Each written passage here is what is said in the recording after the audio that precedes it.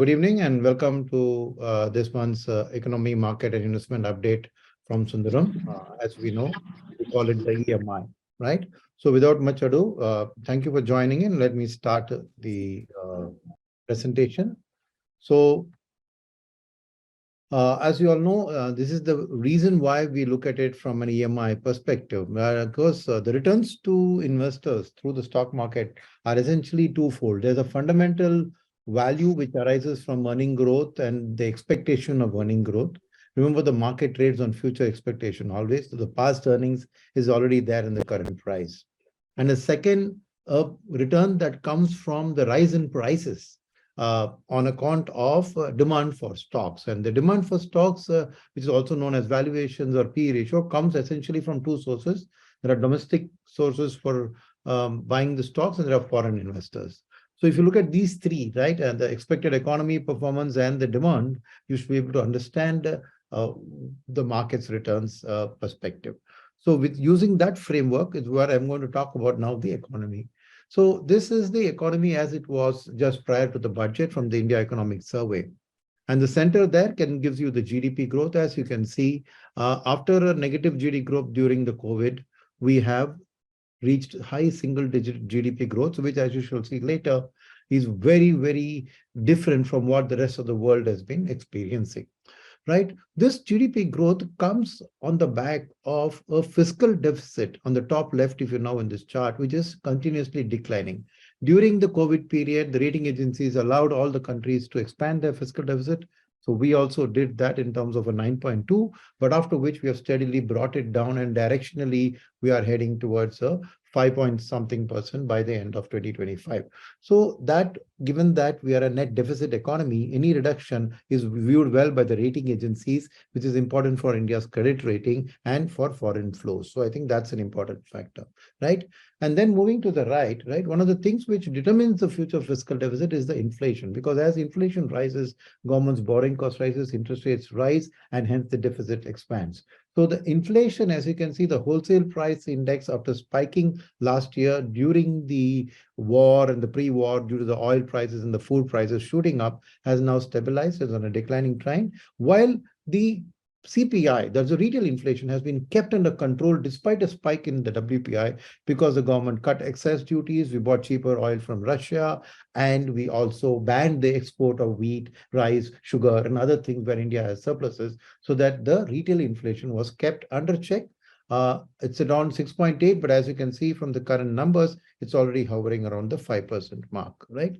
Now, the growth of the economy, the GDP growth, comes from three sectors, right? Services, industry, and agriculture. And so all of the three you can see are today in a single-digit growth. Agriculture naturally is the lowest, but the key point is even during the COVID, agriculture growth never became negative. So it has been a consistent, thanks to good monsoons, at around the 3% level, steady. Industrial growth naturally dropped during COVID, and pre-COVID also we were in a slowdown. So as you can see, the negative industrial growth, strong bounce back because of the base effect, and next year it's come to about 4%. So we expect this to rise in the coming months, and I'll explain why. But at the same time, the services, which is a key part of our economy, 54% of our GDP comes from services.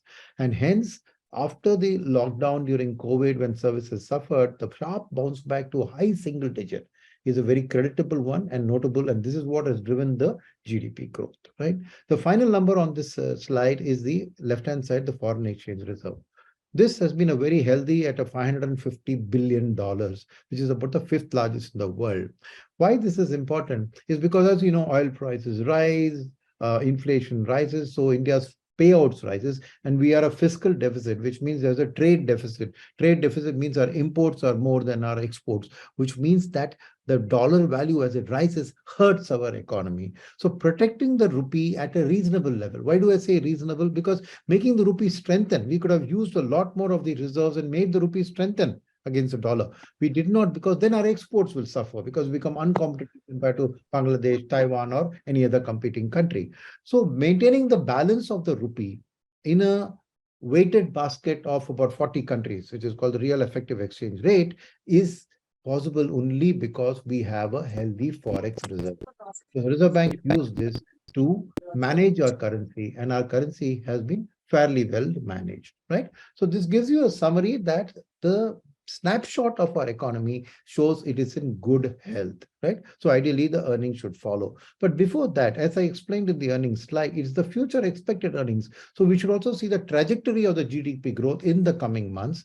And there, if you look at a number of these high frequency indicators which indicate the economic activity, like power consumption, e-way bill, which the government buys through, exports on the economy, two-wheeler sales, GST collections, rail freight, vehicle registration, passenger vehicle sales. As you can see, most of them, after two drops during COVID phase one and phase two, are today on a V-shaped or at least a U-shaped recovery, right? By and large, except for the vehicle registration, which still remains below a long-term average line that we have drawn there. All the rest, right? And then the vehicle sales has been suffering, remember, because of part supply, semiconductor shortage during COVID, slowly recovering from that. But all the other indicators are indicating a very healthy, positive uptrend, right? So that's the first indicator of a good economic health. Second one is credit offtake, right? Why do people borrow? Why do companies borrow? Because they see a good future, right? The corporates are borrowing whether for working capital or for building new capacity. Individuals are borrowing basically to buy consumer durables. That means they see a good future. So that's good for the economy. So you can see here that non-food credit, services credit, industry credit, all the three are sharply recovering of the low of the COVID. So indicates the economy health is good. Naturally, it's good for the banking system because when credit demand is there, they can raise interest rates and widen their net interest margin. So this is good for the banking sector, good for the economy. What about the PMI? The PMI is a solid indicator, Purchase Managers Index. Top 50, 60 companies, the purchase managers are polled to ask whether next quarter you're buying more compared to the previous quarter. If they say yes, it's +1. If they say no, it's -1. If they say no change, it's 0. So if you see it's more than 50, it means more than 50% of the people are saying we are buying more raw material. Why would they buy more raw material? Only if they have an order book, right? So to that extent, this number above 50, the dark black line is 50 and rising, indicates that not only is it in a majority, but it's also an increasing majority. So indicates that when these orders get executed, the GDP number will come out in very good terms. Similarly, there is another way, which is Morgan Stanley, which is the leading stock market broker, who also have a sell-side analysis. They compute using various indicators what is called as a domestic activity tracker. Now, what over time has been proved is that this tracker correctly predicts the future direction of GDP. So instead of waiting for the GDP number, if you want to see what's going to happen in the future, which is critical from buying stocks perspective, right? You can see that the blue line is the tracker. The yellow line is the actual GVA that turns on. You can see whenever the tracker falls, GVA falls in the coming months. When the tracker rises, GVA rises. So as you can see now, the tracker is clearly trending on an uptrend, indicating a healthy economic growth for the country, right? So with that in mind, right, as we go, this should have reflected in the earnings of stock market companies, right? So has it? Let's look at the EPS for the previous quarter. Now, this is 332 companies which had reported for the quarter, the last completed quarter, that is the October, November, December. And when you see the 1 year forward earnings, the revision by analysts based on that number, because market trades on future expectation, you can see that the Nifty earnings have been revised upwards by 24%. So first indicating the good health of the broader stock market companies. But within that, there are 107 of these 332. There's almost 30% are actually showing 30% plus earnings revisions upwards. Another 78 are in the 10 to 30% band. So clearly there is a 185 companies which are shown an increase in their earnings forecast for the next year. If that translates, then you'll be in a position to make very good returns from the increased earnings, right? So that indicates the health. Now we come to the market. So we've seen economy on a good wicket. We've seen the earnings also tracking on a forward basis on a healthy uptrend. What about the markets? As you can see, the markets have taken the data as of April 20th. What you can see, yes, 1 month there is a good green bounce back in large cap, mid cap, broader market. But 3 months is negative. 6 months is negative for mid and small cap. 1 year is negative for small cap. So, if the economy's health is so good, why is the stock market behaving so volatility? Right? That's the question I'm asking here. So, the answer to that lies from the second half of this table that I put up. Earnings growth expectations are on track, but the valuations, that is the rising demand for stocks, is the one which is challenged. How do we know this? If you now look at the valuation slide, first, if you look at the pie chart of the number of companies, you already saw 185 companies had a somewhere between 10 to 30% plus increase in their forward earnings. But 82% of the companies in the stock market have seen a downward contraction in their earnings multiple. What is that? That is the P ratio, right? P ratio demand has corrected. So despite earnings growing, valuations have corrected. Another way to depict this is to take this dot chart, as they call it. The horizontal part of it is the EPS upgrade downgrade. So on the left hand side, you see minus 75, minus 50, minus 25. These are the companies whose earnings have been downgraded. On the right hand side, you have companies which are downgraded up 25%, 50%, 75, 100, and even 110%. Now on the vertical axis, you can see the explanation on the left, which says PE expansion or contraction. So as you can see there, a number of companies have contracted in PE, right? Downgrade 63 stocks, whereas only 26 stocks have got upgraded despite earnings being good. What is the reason for this? The result of this is that then for the Nifty 1 year forward PE, the red line in this chart gives you the historic average of the 1 year forward valuations of the Nifty. As you can see, it hovers around 19. Where is the current PE? The current PE is at the purple line, which is around 15 forward PE. Whereas just in October 2021, it was trading at 22 forward PE. So what this tells you is that there's been a significant correction in the valuation of the stock market, and it is trading well below its long-term average represented by the red line of 19. So economy is on a good wicket, earnings on a good wicket, but valuations have taken the market down. Why have these valuations been impacted? The answer lies in who owns the stock market and who buys and sells, right? So now when you look at the chart, on the left-hand side pie chart, I'm given the ownership breakup of the stock market. 45% of the stock market is owned by the promoters of the company. Example, Mr. Azim Premji of Wipro, right? These people own almost half of the stock market, but they don't cause the volatility in the prices because they don't buy and sell their stock. Who buys and sells the stock? The rest of the people. So the right-hand side table, what have I done? I've removed these 45%. That leaves balance 55%. That 55% is also called as the free float market cap. Free float means available for sale, that which people buy and sell. It is the buying and selling of this portion which causes the volatility in our market, which has caused the correction in the valuations. Now, what is the composition of this free float? 36.7% of the free float is owned by FIIs. Another 14% by domestic mutual funds. Another 17% is individual retail investors. Another 16% is insurance companies, right? Now, if you take domestic mutual funds and insurance companies, though they are significant, the fact of the matter is that in trying to understand the movement of the market, by understanding the fund manager's actions, you can't understand the broad move. Why do I say this?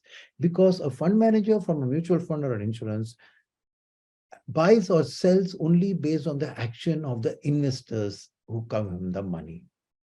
So effectively, they also behave like the individual retail. Only thing is that they can choose whether to buy large cap, mid cap, small cap.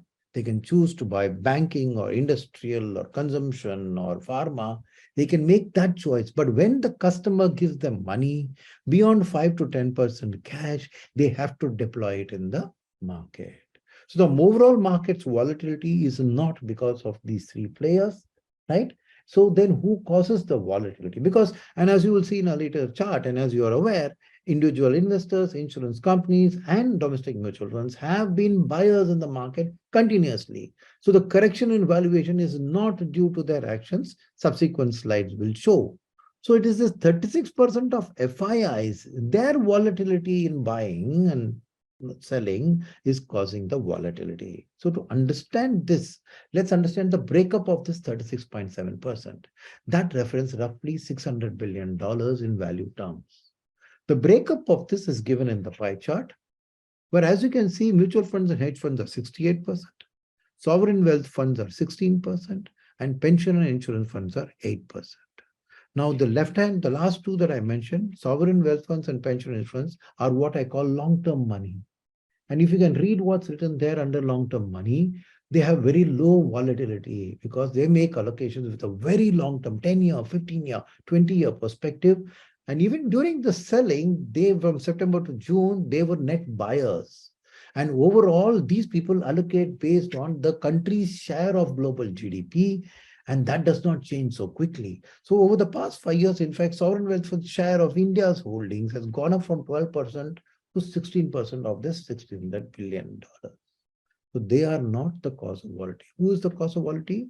The mutual funds plus the hedge funds, who accounted for 3/4 of the outflows that India saw in that 9-month period between September and June last year, right?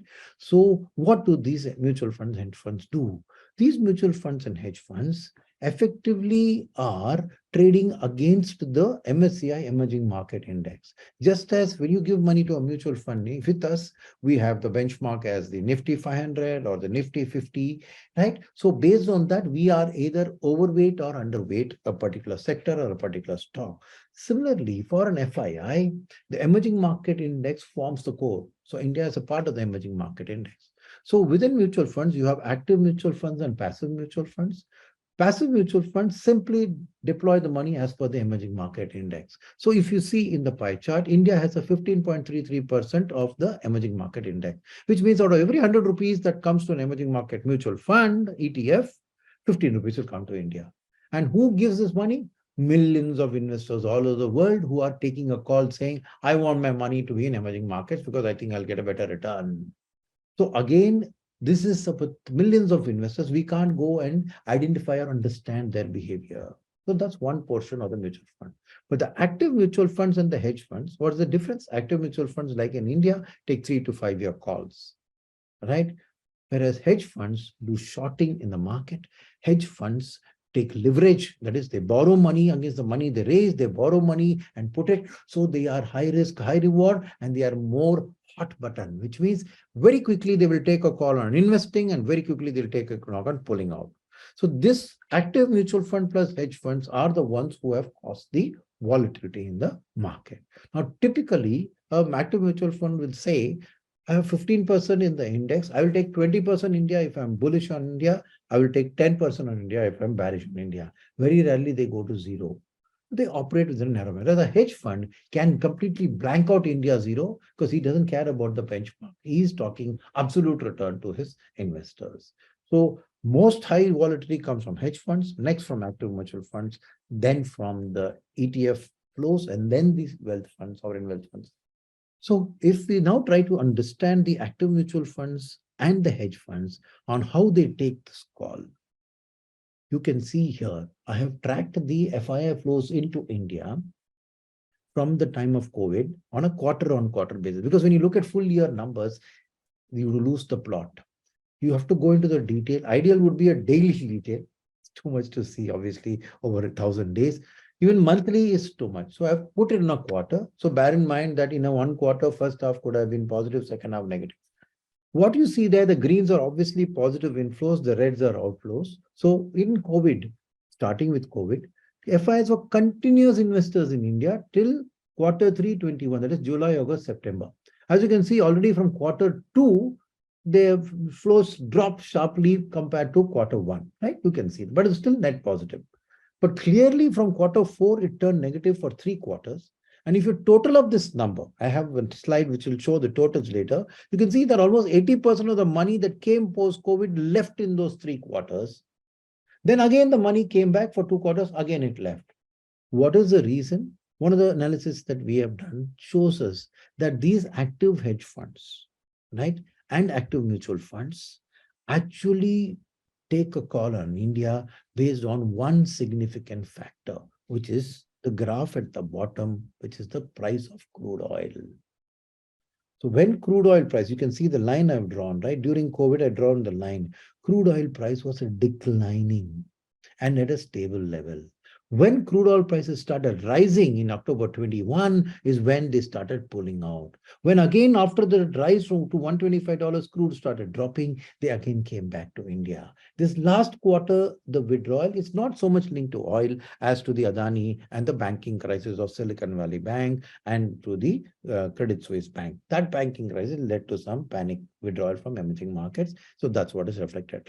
So this sensitivity to oil arises because India is very different from other emerging countries in that we are the biggest consumers of oil. In fact, India accounts for 83% of its oil through imports, which is opposite of, let's say, Brazil, which is an exporter, Venezuela is an exporter, the Arab countries are exporters, but India is an importer. So the price rise in oil, because we import it, has 8 consequences to the Indian economy, to stock market companies, to retail inflation, to fiscal deficits, and to currency. Remember, when the currency weakens more than expected, the FIs make a loss. If India's currency strengthens or weakens less than expected, the FIs make a gain, not only from the stock market, but also from the currency market. So these negative factors make them to panic. And when they read a situation that oil is going to rise, they pull out money before these negatives happen. At the same time, when oil prices are dropping, all these 8 negatives turn to 8 positives and they rush in to invest because they see this positive impact coming on the Indian economy and the market, right? So that's why for India, this oil is a very critical thing, which, as you can see, has played a big role in the money flowing in and out. And the volatility is because oil has generally risen post-COVID levels to around $80. And this then tells you that if you look at the emerging market flows, right, the top table gives you calendar years, right? So India has been a consistent beneficiary of FII flows 2019, 2020, and 21, but very less. In 22, we saw net outflows.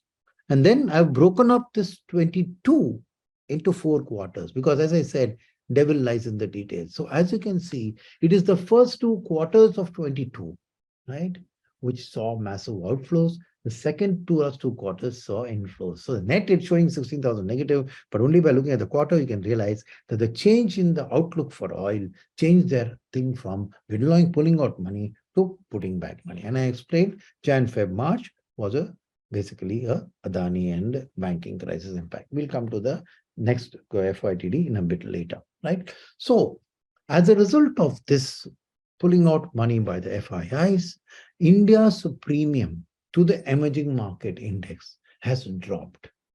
Now you see this drop doesn't mean India is at a discount. This whole chart is about a premium. So the baseline itself is a 3% premium, which we realized during COVID. During COVID, the negativity meant that we were quoting at a 3% premium to emerging market PE. After that, we've been continuously rising. Of late, because of this sell-off by the FIIs, you've seen that from a premium of almost 12%, it is now down to a 9% premium. So there's a 3% correction, which in a way is close to the 5-year average. So India's premium has dropped compared to where it was a few months ago. So that explains the volatility in the stock market. Second point to look at here is that because of this sell-off, India's weight in the global market cap has dropped sharply. Why? Because of this pullout, Indian markets obviously haven't performed as well as other markets. So the weight has dropped now to 2.8% of global stock market, whereas we were at 3.6 a few months ago. Now, the other factor to remember is that this fall would have been much greater, both in terms of the premium and in terms of the prices, if it were not for consistent domestic buying. So in the same table which was there with FIS, I've shown here Indian mutual funds activity. So during COVID, Indian investors pulled out money from mutual funds and they had to sell. So the first 4 quarters there, if you can see, mutual funds were net sellers, while FI was net buyers, right? But after that, Indian mutual fund investors realized that thanks to the less of alternatives in terms of FD rates falling, thanks to the fact that they realized that by redeeming, they had lost out on returns because the markets rose strongly in that period. They have come back. And the strong efforts of distributors in pushing SIP as an ideal product for long-term gold wealth creation, as well as for managing volatility through rupee cost averaging, meant that our consistent SIP book of 13,000 crores today itself means 40,000 crores a quarter. So we have been consistently getting flows from domestic mutual funds over the period since April 2021. In addition, in the graph, you can see 89,000 crores of money has been given by insurers, because insurance companies also got money from their retail investors through ULIPs and other plans. So this strong amount of buying meant that whatever correction you saw is despite the fact that this buying occurred. If this buying had not occurred, the markets would have corrected much, much more. In fact, this slide tells you that the volatility of the Indian market, red line, is far less than the volatility of the world stock market as a whole. So much as we are worried about our market's volatility, please remember we are much better off than the rest of the world. The world stock markets have been far more volatile than Indian markets, right? So now when we look at it, we have understood the reason for the volatility. What is the future market behavior? Obviously, it depends on FII flows because domestic mutual funds are continuing. Month on month, the SIP book is growing and flows are continuing. So for understanding the FI flows, we must now take a look at the world economy, because ultimately what the status of the world economy determines liquidity, determines interest rates, because these hedge funds, remember, they borrow money from their banks to invest here. So the cost of money matters to how much money comes into emerging markets and within that to India. So to track that, if you look at the world economy, as you can clearly see, the world economy is going to grow positively at about 2.8 to 3% on the leftmost. But where you can see is that the United States is on a declining growth trend. The euro area is, after dropping very low, slightly recovering to 1.5 to 1.4, whereas Asia is going to grow at an average of almost 5% on an average, right? So clearly you can see that the world growth is largely driven by emerging market growth, emerging market Asia, and even Central Asia and Middle East emerging market and Africa are all fairly decently growing at a 3% level, right? So then if you look at the fact of the recession gauge, while the Europe, it looks like it's recovering and the risk of recession is coming down, the US still remains in an elevated risk of a recession, which means negative GDP growth for at least 2 quarters. In fact, in the US, the rates of interest rates rising has led to a rising defaults on credit cards. So it's called systemic stress indicator. And there you can see that that's been rising, right? And there is an indicator here, which is the US Conference Board, right? There is this board of all the analysts there who call the US Conference Board. They take 10 indicators, aggregate to index, and when this index, they use to predict recession. When this index, well, the last 40 years, every time this indicator has dropped below zero and stayed there for 2 months, it means there's a recession. Right now, that indicator is -7%, right? So there's a very, very high probability of the US slipping into a recession. Why is this important? Because this was done to control, hikes were done to control inflation. They are winning that battle because inflation has started dropping, right? You can see both core and non-core are started dropping. But the impact of this is that the system also has to increase the liquidity now because of the banking crisis.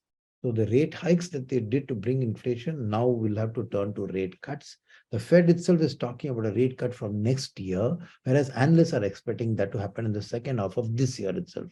So rising liquidity, lower interest rates means more money. So first of all, this means that the dollar is going to start to weaken. So the green line tells you the dollar index is dropping. Why? Because when interest rates fall, when liquidity increases, dollar will fall.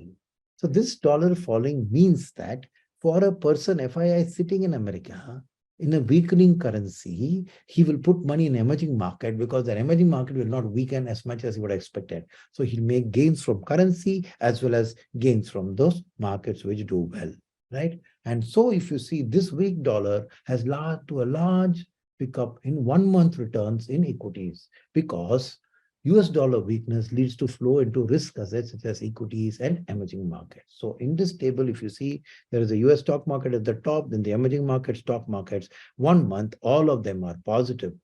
In fact, that positive is so much that the US Dow Jones has now become positive for up to 3 years, whereas market like India is still negative on a 3 month, 6 month, 1 year. Though over 3 years we're still positive, right? So this recovery has started, but India has still not completely recovered to the extent. And that, if you see now from a flows perspective, right? Emerging market flows have started coming. Why? Again, a weak dollar means that FIs want to put money into emerging markets. You can see that uptick at the right hand. This is the Bloomberg emerging markets. In fact, the previous slide at the bottom, financial year to date, you can see money has started coming back to India. About $847 million has already come into India and to Indonesia and Philippines. Taiwan has not yet seen. So emerging market flows have restarted from the advanced countries, and this graph indicates that for that to come to India, right, how much can come and when will it come is the question. How much can come? I promised you earlier that I will sum up these numbers and show you in a table. So if you see that the start of COVID, March 2020 up to September 21, when oil prices were low, we had 2.8 lakh crores of money coming into our market from FIIs. In that 9 month period between October to June 22, 2.6 lakh crore of that went out. So what 2.8 lakh crore came over 18 months, in 9 months, 80% of that disappeared. That's the sensitivity to oil prices. Now, when the oil started correcting, 95,000 crores came in, but could not be sustained in Jan to March because of the Adani and banking crisis. But now you can see again the declining oil price likely, and the easing of the banking crisis related worries and Adani related worries have meant again FIs have started coming back. How much can come back? On a cumulative basis, from the 2.8 lakh crore, 1.86 lakh crore net has gone out. That means 1.76 lakh crore after this 9,000 crore reduction is still the potential FII money that can come to India. What is needed for that? Yes, the declining dollar, the liquidity being strong, and the declining interest rates. These three conditionalities are important for emerging markets.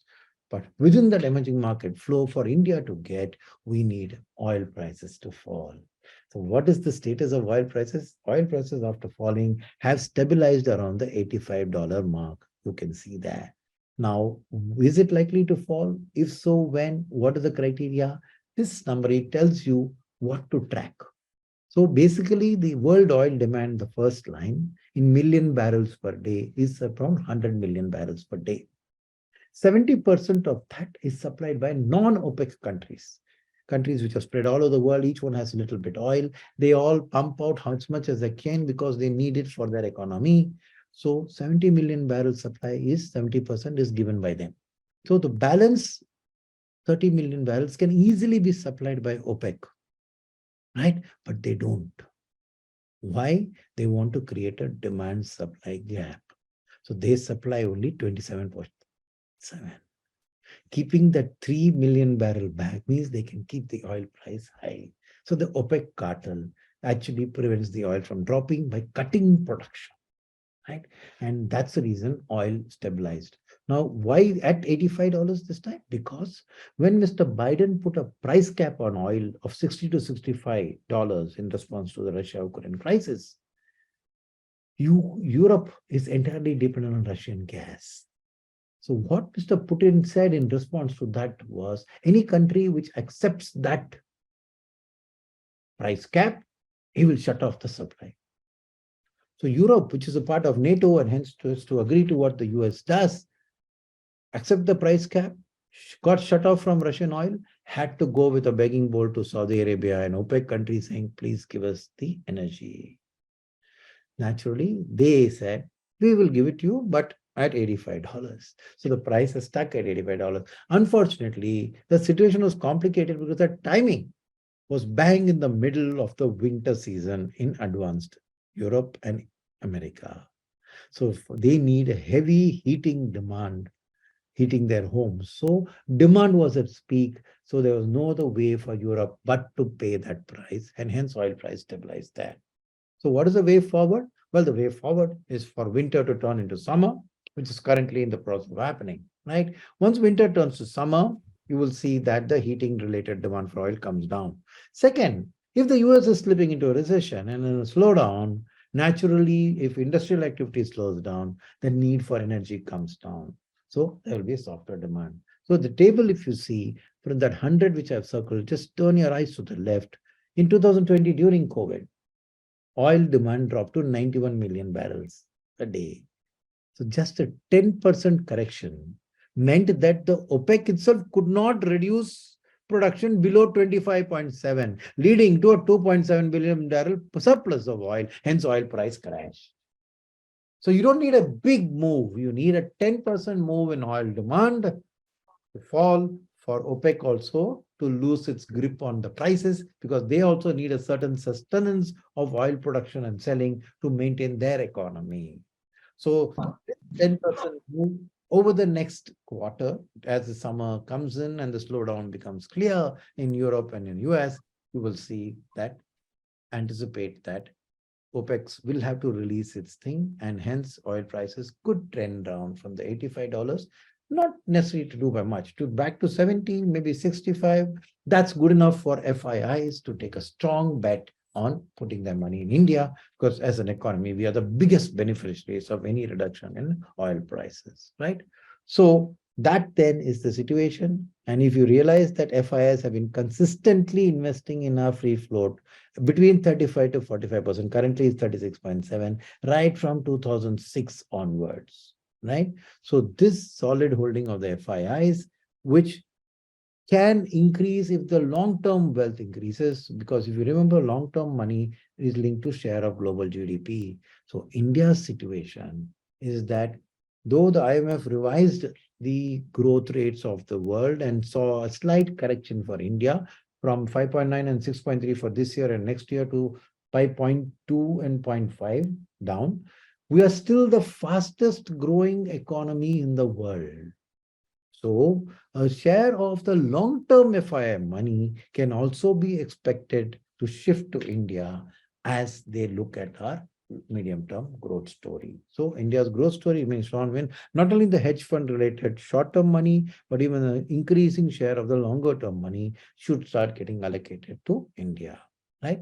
So from that perspective, you saw that the Nifty valuation is at one standard deviation, that is at 15 less than our 19 PE long-term average. What about the broader market? When you look at the broader market, that is large, mid, and small, and you look at this table, right? This table compares three key points. That is December 17, when the market was at its peak, March, COVID, when it was at its worst, October, when it again reached a kind of peak, and then the current. So you can see here that in December 2017, when the market was peak, the mid-cap index was trading at a 35% premium to the large cap, and the small cap index at a 12% premium to the large cap. Obviously, during the correction, they corrected more, so they were deep discounts. Then when they went to October, there was a recovery, but they still did not catch up with the large caps, because that rally was driven by hedge fund, FII money coming into large caps. And the current, after the correction that happened with the oil going out, the price going out, you saw that right now, mid cap index is trading at 11% discount to the large cap index. The small cap index is trading at a 7% discount to the large cap index. So the large cap index itself is trading below its long-term average. Mid and small cap are trading at greater discounts to the large cap. So overall, I would say the broad market is fairly valued. And from a way forward perspective, to look at the returns that happens, the economic cycles are very critical when it comes to understanding returns from mid and small caps. Why do I say that? I have pointed out 5 times over the last 15 years when Indian economy is in a good cycle or a bad cycle. 2 bad cycles and 3 good cycles. In the above table, which is the 2 bad cycles, you can see that the large caps have fallen the least and sometimes flat, but mid caps have fallen more and small caps have fallen the greatest in absolute stock prices. This is the index. But if you come to the good cycle, the virtuous cycles, there are 3 virtuous cycles which have happened in the Indian economy. And in those cycles, you can clearly observe there that the Sensex delivers good returns because Indian economic growth invites FII money to come in and invest. But mid cap index and small cap index rise much faster than the Sensex, right?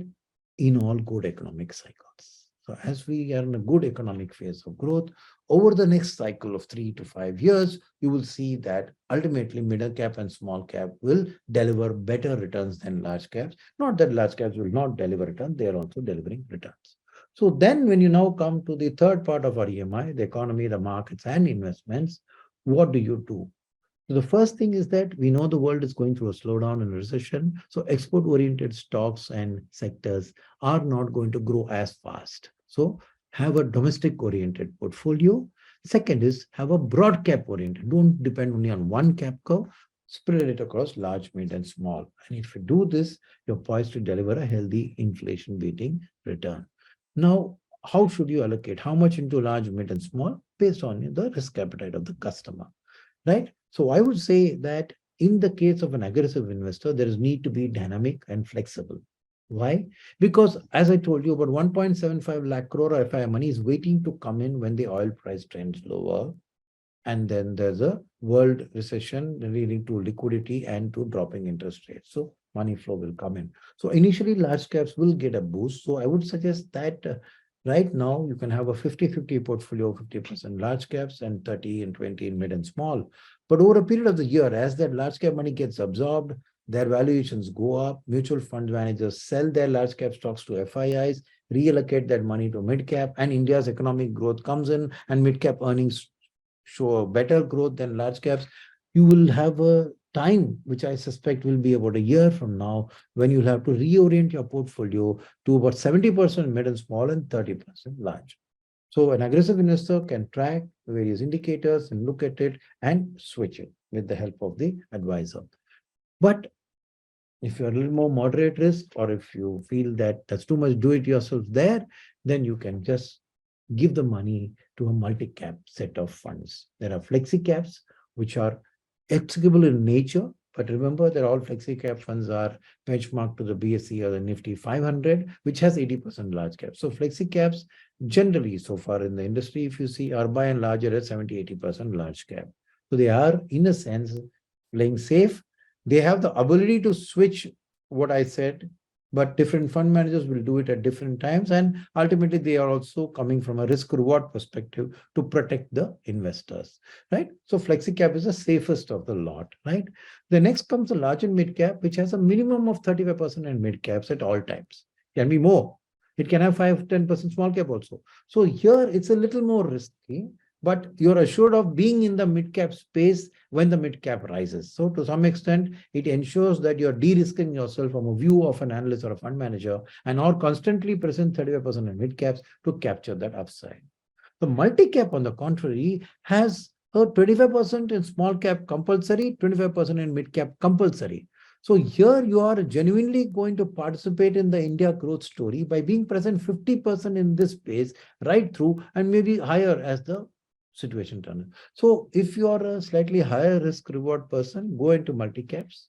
If you have a slightly longer time frame, go into multi-caps. If you are less risk comfortable, more risk averse, then look at the flexi cap, and the large and mid cap is somewhere in between, right? That's where. If you're a more conservative investor who wants to enjoy the stock market benefits, wants an FD plus kind of a return, but doesn't want that much volatility, there are a set of hybrid funds which are there, where the aggressive hybrid is always, say, 60-70% equity. So, but always having the balance in debt. So to that extent, it gives a balanced outlook. The balance advantage has a like a flexi cap fund of flexibility, not only within large cap, mid cap, small cap, but within debt and equity. So you can get the best of both worlds if you are in the balance advantage, where the fund manager plays that for you, right? In terms of the view, in terms of the safety and the risk and reward. Now, the equity savings is the most conservative of the lot, right? It is something which has about 30-35% in equities, 30-35% in debt, and 30-35% in a different asset class called arbitrage. The beauty of arbitrage is that it is not volatile like equity. It is closer to fixed income in terms of giving a steady kind of a return, but it has got a tax treatment of equity. So what happens is that most fund managers manage the equity savings like a tax equity oriented hybrid, but with much less risk than a aggressive hybrid. So what happens is that you get debt-like returns, but you get equity-like taxation. So in a sense, it's also a good product. And with the recent amendment in the finance bill, where the advantage for debt mutual funds on a tax perspective vis-a-vis fixed deposits was taken away, right? You have to now take more risk in debt mutual funds. Either you take credit risk or you take duration risk to try and beat FD returns, right? Because the taxation is the same.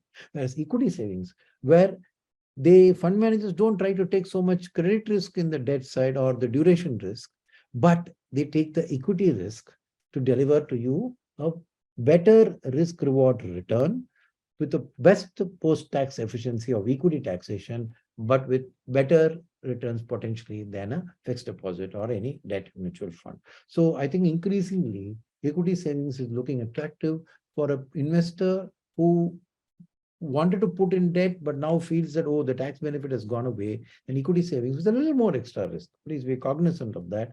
Is a good place to use as a parking lot. You can even do your STP from which you do from liquid into equity. You can use equity savings as a vehicle to do those STPs from equity savings to any other equity products over a period of time. Right.